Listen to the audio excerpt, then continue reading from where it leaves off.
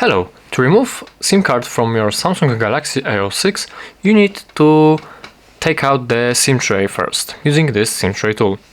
You need to put this pin into the pinhole carefully and carefully push, not too hard. Sometimes the SIM tray isn't getting out, so you need to take this pin out and put it back inside again, and again push, not too hard. As you can see, it worked. Now we need to get this out of the phone. It might be a little bit tricky. Alright, we got it out and we got our SIM card.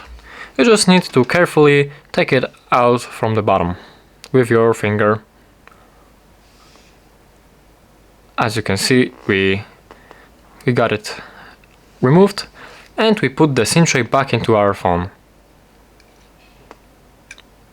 Also remember to do it carefully. Alright, that's it.